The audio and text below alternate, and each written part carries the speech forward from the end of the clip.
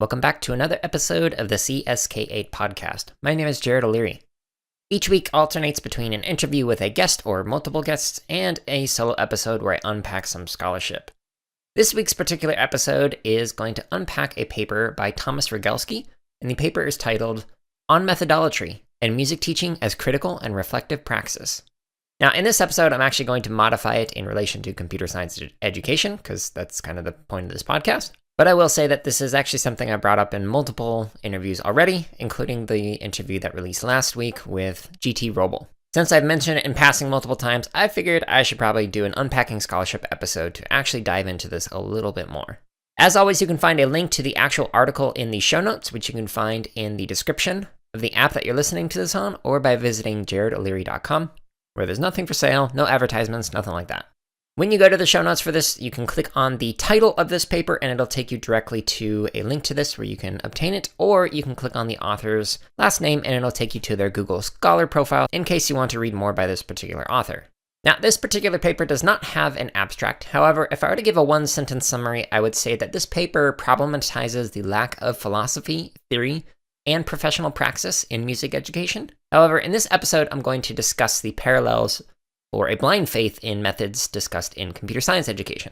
So this paper begins with Regelski describing how sociologists consider teaching to be a semi-profession, and suggests that one part of the problem is that teaching can lack underlying theory and accepted practice-based knowledge that originates from that theory. So here's a quote from page 102. Quote, "The theory serving as the basis of any profession is not a matter of simple speculation. It is rooted in research and theoretical principles. Fundamentals that importantly include commonly recognized and accepted action ideals of the profession's ethical and other guiding philosophical considerations." End quote. A little further into that particular paragraph, Regelski says, quote, "As a result, there are no standard results for any practitioner or for the overall profession. Furthermore, there are no standard methods, just standards of care rooted in the profession's theoretical and ethical premises." End quote. Again, also from page 102. Okay, so why does this matter? So here's a quote from page 102 that kind of addresses this. Quote, "Without professionally based consensus on ends, no stable criteria exist for selecting means and evaluating results, and thus no ethic of accountability can apply. As a consequence, results are considerably unpredictable and not infrequently negative, and the appropriateness and usefulness of much what is taught and learned is regularly disputed." End quote. So Regelski mentions that this isn't a knock on individual teachers, but is a critique of the overall structural weakness in the field of music education, which I would argue is a parallel weakness that I've been observing over the past several years working in computer science education. So in particular, Regelski mentions that success as a field remains vague because we lack consensus on the direction as a field. Hence the Unpacking Scholarship episode by Resnick and Rusk, where I talk about the Coding at a Crossroads article, as well as the couple of episodes on the CS for All's Visions framework that I'll talk about a little bit more later on in this episode. Okay, so this intro is basically saying, like, hey, as a field, we don't really have any philosophies, theories, or practices that kind of guide us, and we're not necessarily treated as professionals because of a lack of those theories and philosophies and praxis. Okay, so the next section of the paper, titled Philosophy, Theory, and Professional Praxis. So in this section, Regelski suggests that we can become more professionalized by engaging in, quote, "critical reflection and progressive consensus on what social, political, and economic ends should be rightfully served by schools and thus by teachers," end quote, from page 103. So for example, we might use the CS Visions framework to determine the vision for a particular program. Now, if you haven't listened to that episode, it was a while ago. Episode 20 was an Unpacking Scholarship episode that's a discussion on this particular framework. And that particular episode is titled CS for What? Diverse Visions of Computer Science Education in Practice. And then the episode that is immediately after that, episode 21, is an interview with two of the three authors for this particular framework. And that particular episode is titled The CS Visions Framework in Equity-Centered Computing Education with Rafi Santo and Sarah Vogel. So I highly recommend checking out those two episodes. I will be referring to them frequently, and I will link to them in the show notes, just to make it easy. Okay, so Regelski suggests that teachers should engage in more philosophical study on the philosophies and theories of education, as they can inform not only how to teach or facilitate, but the rationales behind using one approach over another. In addition, Regelski suggests that if we are not overtly exploring the philosophical underpinnings of our own practice, we will implicitly and uncritically engage in what Regelski refers as a weak philosophy. So in other words, we will unknowingly model philosophies of education without understanding the rationales and research that supports or criticizes such approaches. So to be extremely explicit with this, computer science educators might be engaging in constructionist practices or constructivist theories or approaches without even knowing what constructionism or constructivism is. These are just two of the many different theories or philosophies that can guide computer science education. Now, this becomes problematic when we don't know why these theories are important or when they are intended to be used. So to combat this, Regelski poses a strong sense of philosophy. Here's a quote from page 104 that kind of elaborates on this. Quote, "Philosophy in the strong sense, in contrast, requires familiarity with the discipline of philosophy, that body of knowledge and literature resulting from the critical, logical, and reasoned examination of fundamental philosophical issues over history. It requires, further, a properly philosophical application of this knowledge in the service of a critical or analytical attitude towards current issues, particularly in the kinds of unexamined beliefs and uncritical opinions that constitute the weak sense of philosophy. In the absence of such a critical attitude, many of the most cherished beliefs and convictions of computer science educators go unchallenged and not philosophically clarified, despite the fact that so many issues facing computer science teachers are much more complex, richly textured, and multifaceted than their common sense or weak philosophy can accommodate." End quote. Now, in this quote and in the quotes that I'm going to read later on in the episode, I changed music teachers or music educators to computer science teachers or computer science educators. So just as an FYI, slight modification, otherwise all the other words are the same. So in addition to engaging in a strong philosophy, Regelski suggests that educators should engage in praxis, which is the, quote, "practical knowledge for helping people," end quote, that involves phronesis, which is, quote, "the need to observe standards of care," end quote. Those are both from page 104. Okay, so a quick summary of this particular section in the paper. Regelski is basically saying that we, as a profession, need to engage in philosophy more and think more critically about the kind of philosophies that we are explicitly or implicitly using in our classroom, which is something that I've mentioned in previous interviews. Whether you want to or not, you are engaging in some kind of learning theories or philosophies, and it is much better to be explicit about them and understand them, so that way you know why and when to use particular philosophies over others. Okay, so the next section of this paper is titled Training in Music Teaching as a Technology or Craft. So in this section of the paper, Regelski argues that colleges of education tend to focus on training teachers as if they were engaging with a technology or a craft. So in other words, learning what to teach and how to teach, but providing less focus on why or when. So for example, limited discussion on curriculum theory or sociological and philosophical underpinnings of different approaches, but instead just demonstrating how to teach a lesson or how to use a platform or tool in the classroom. Quote, "As a result, most new teachers, being taught no alternatives, blindly accept and adopt the particular method at stake." End quote, from page 105. Quote, "In consequence, various tacit, informal, unvalidated theories and assumptions held to be practical led to a technicism of teaching. Teaching is a kind of assembly line technology that very often falls short of being pragmatic. The primary concern of such teacher trainings is with practicing and mastering the techniques, that is, techni, associated with one or more methods as technologies, which I call technicist methods, thus with virtually no understanding, quote, education, concerning the ethical basis provided by philosophical and curriculum. Most new computer science teachers begin to practice the bag of tricks and other various techniques and strategies imparted by their computer science education professors, cooperating teachers, and early on-the-job mentors. One aspect of such technicist methods is that they are typically presented as teacher-proof and as transferable from one school situation and teacher to another. These technicist assumptions are erroneous and are widely seen as responsible for the disempowering, deprofessionalizing, and de-skilling of computer science teachers." End quote. From page 105. So, in other words, to summarize that long quote, we learn the tools of teaching without critically reflecting on the purposes and philosophies behind those tools. And therefore, the research on the why is often viewed as irrelevant for teachers looking for the how or what to teach. So a quick summary of this particular section in the paper is basically saying that Regelski argues that we focus too much on the what and the how and not enough on the why of teaching and learning. Okay, so the next section of the paper is titled Relevance of the Research Base.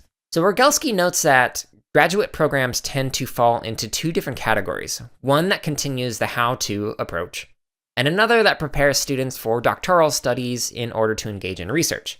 Even within these programs that focus on doctoral studies, there is a tendency to focus on the how for doing research rather than the critical reflections on the why of different research approaches. To further complicate things, there is also often a focus on knowledge for knowledge's sake without practical application or use. So Regelski suggests that engaging in applied research might help. However, because educational research can't definitively and objectively come to a conclusion on a topic in all use cases, the underlying mantra that more research is needed can make applied research appear as impractical for teachers. So in other words, the point of this particular section is saying like, hey, graduate programs tend to focus on two different things. And within those categories, the people who are engaging in research are often doing it in a way that is not practical or useful. And when they are, because this research is being applied in learning environments where it's not necessarily applicable outside of those learning environments, teachers might look at the research and go, okay, yeah, that's great for the kids that you worked with, but how would that work for the kids that I work with? Which is a very valid argument to think through and critically analyze and reflect on. So the next section of the paper, which is titled Towards Critical Teaching Praxis, it's basically a very quick overview of changes in philosophy over time, and it ends with a discussion on the importance of critical theory to challenge the quick fixes that are focused on by research that tends to focus entirely on the how and what without critical reflection. Now, I'm not going to summarize this section more. It's an interesting read if you're interested in getting nerdy about philosophy, so I highly recommend reading it if you want to learn more. But for this particular episode, I'm going to try and narrow the focus to focus specifically on actionable things for CS educators, or things to at least think through and reflect on. So the next section of the paper is titled Methodolatry in Music Education. So one of the traits of critical theory that Regelski mentions towards the end of the previous section is that it is critical of any, quote, philosophy or theory that cannot be put into practice, end quote, from page 108. In other words, it's not philosophy just for the sake of thinking, but it's for the sake of actually doing something with it, which is reminiscent of the discussions that I had on Paulo Freire's book, Pedagogy of the Oppressed. If you haven't listened to those 4 episodes, I highly recommend it. Okay, a second trait of critical theory is, quote, that true knowledge must take into account historical, social, subjective, contextual, personal, interpretive, collective, and situational factors, and no less so in educational and computer science matters than in any other human undertakings. Humans are not simply things. They formulate purposes and goals in terms of perceived needs that are always uniquely situated. Having such intentionality, they are thus agents who can't act rationally toward fulfilling those needs. Humans and their situations, namely teachers, students, and schools, are not interchangeable. They vary according to different needs, goals, and intentions, and unique restraints and local opportunities of the governing situations. For example, the many situated variables governing computer science teaching, end quote, from page 109. Now, also from page 109, Regelski notes that research that ignores these aspects of humanity, quote, reduces students and teachers alike to abstractions that are unreal. Any knowledge gained from researching them as though they are things amounts at most to theoria that, as pure knowledge or impersonal technique, cannot apply directly to the important variables of human praxis and between people, end quote. So to engage in a critical theory of education, we, as educators, need to be critical of research that reduces people to abstractions, while also being critical of the practical knowledge we use in the classroom that positions teaching as a craft where, quote, the teacher is more like an assembly line worker in a factory than a creative and critical professional, end quote, from page 109. One thing that Regelski mentions is that teachers tend to not think beyond the scope they are teaching because there is little consequence for engaging in uncritical reflection and practices. There's a quote from page 110 that elaborates on this. Quote, teachers are typically in touch only with their own teaching circumstances, their own computer science subspecialty, their local teaching circumstances, their own computer science subspecialty in their school, and their personal and teaching paradigms. Thus, each does his or her own thing with little understanding or concern for differences among other teachers. From the perspective of critical education and curriculum theory, then, teachers tend to err as much in the direction of unwarranted subjectivity as positivists do in the direction of false objectivity, end quote. In other words, we need to find some kind of a balance between positivist research that tends to treat people and learning as abstractions, and the more practitioner side of things that is often shared, where there's little critical thinking of the why, when, where, etc. of a particular learning experience or approach. So Regelski notes that from a curriculum standpoint, there's often an assumption in teaching that the tools are not the problem. It's the delivery of the tools that's the problem. So in other words, the tools are viewed as the curriculum themselves, and it is up to the teacher to effectively deliver the curriculum as designed and without critical reflection on the tools themselves. Because the curriculum is considered to be designed by people who are knowing and are being implemented by people who are unknowing. In other words, we as curriculum designers have a background in computer science, therefore we know more than you, who is the computer science educator. Now that is extremely problematic, and you'll hear in some of the interviews that I've done and some of the upcoming interviews why this is problematic. In particular, check out the interview that's coming up with Joanna Good. Now that being said, one of the things that we need to consider is there are many different types of curricula to use in CS, and we as professionals need to be able to critically reflect on which curricula serve different visions or purposes in CS education. Again, thinking back to the CS Visions framework that I mentioned previously, and is linked in the show notes. Now, when engaging with curricula, we need to be aware of whether the intended and assessed outcomes are, quote, relevant only to the classroom rather than to the world outside of school, end quote, page 110. So to elaborate on that, Regelski provides a carpentry analogy. Quote, the situation can be compared to teaching the concept of sawing, hammering, chiseling, and routing as isolated activities or skills, leaving students totally unable and uninterested in ever building anything for use in the real world outside the classroom. End quotes from page 110.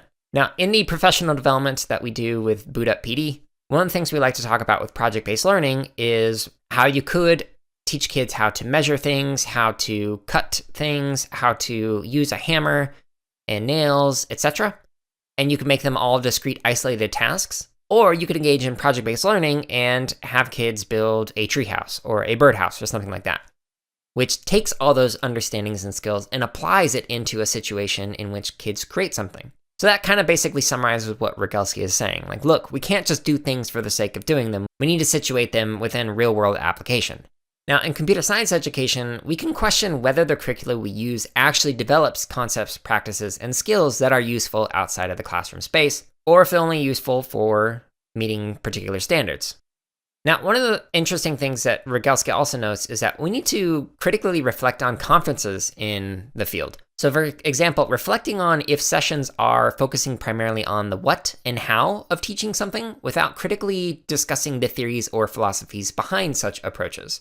So far too often, there are sessions that focus entirely on what you can do tomorrow in the classroom without engaging in a discussion on why you might or might not replicate a lesson with the kids that you work with. This focus on education often equates experiences with learning without critical reflection on where and when such learning experiences make the most sense for the different CS visions or purposes people might have with a given program or class. Here's a quote from page 111.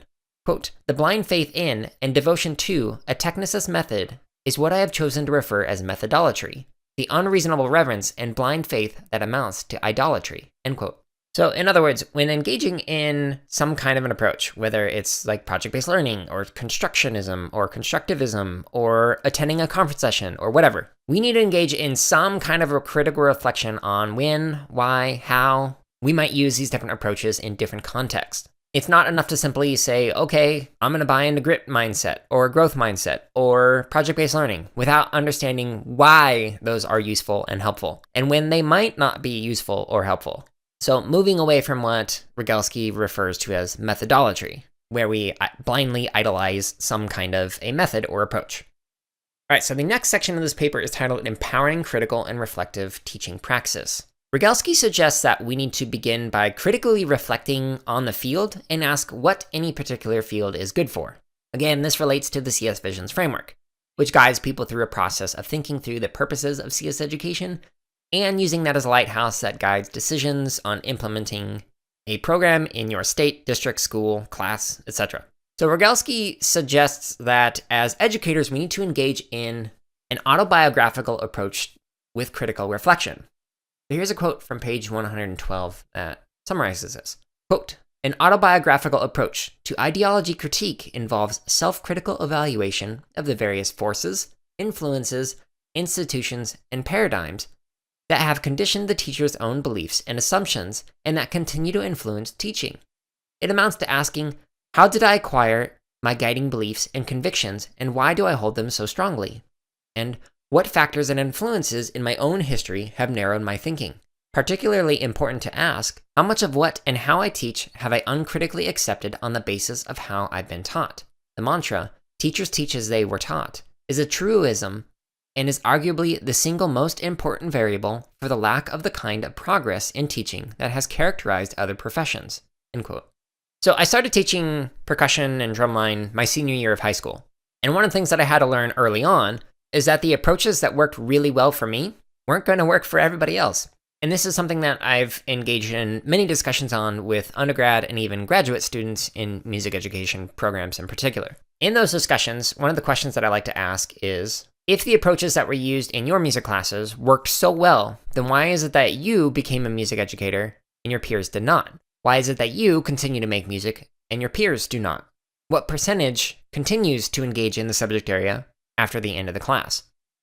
So a question that I can ask for you, the listener, is to think through, why is it that you went into computer science education? What about that teaching approach worked really well for you, but why didn't that approach work really well for other students in the classes that you're in, if you were in computer science classes? Or speaking more broadly, why did you go into education?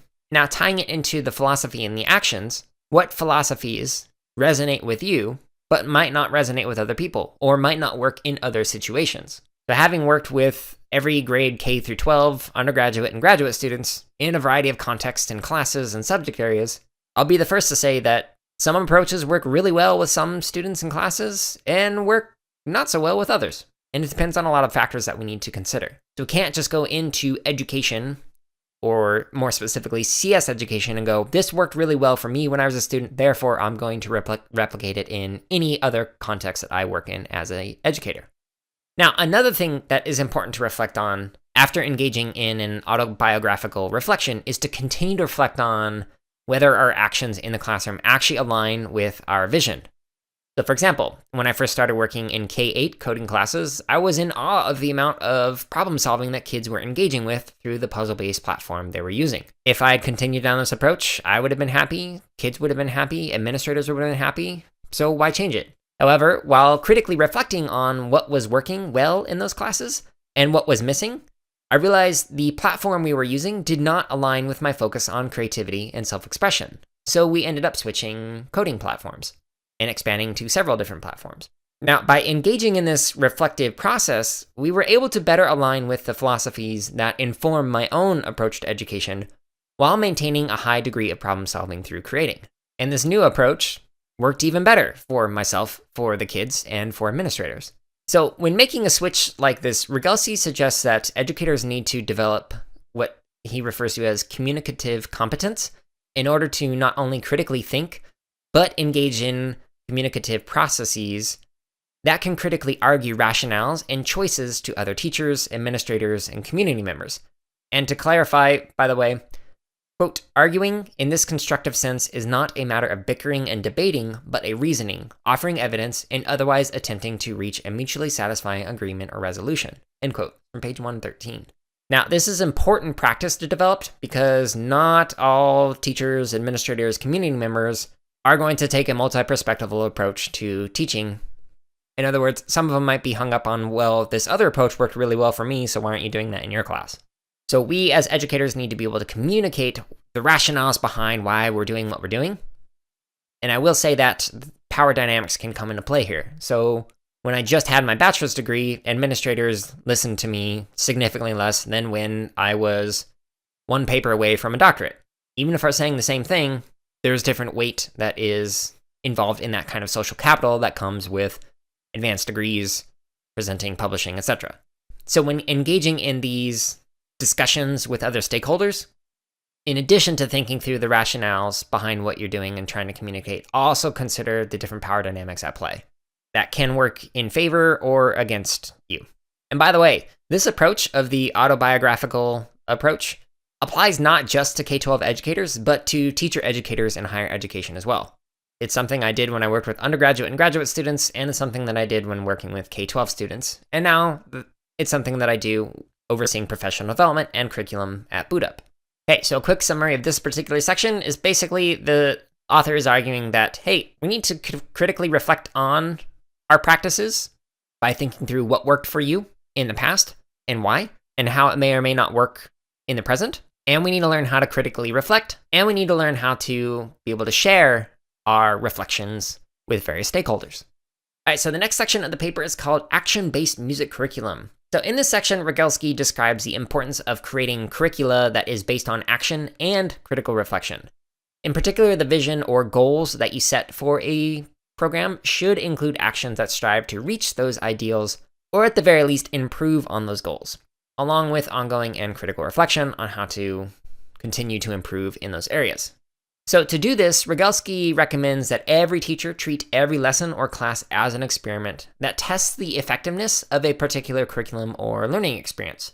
Although the results of such experience aren't generalizable, they can assist with planning for learning in the near future with the kids we work with by developing an individualized approach or style that works best for the kids we work with.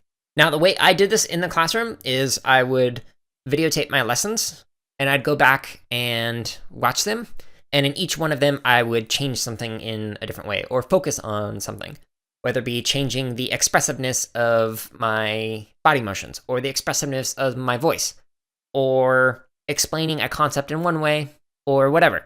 And then going back and analyzing the recordings and critically reflecting on what I can do to continue to improve the learning experiences in the classrooms that I was working with. So you don't have to present on your findings, you don't have to publish your findings, you just need to experiment in your classes to try and continue to improve things.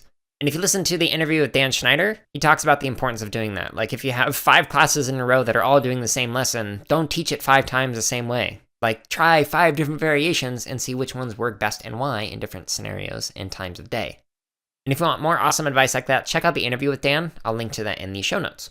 Now, this section of the paper ends with a discussion on how the imposition of standards on teachers can assist with deprofessionalizing teachers and how we can address some of those concerns by engaging in action research.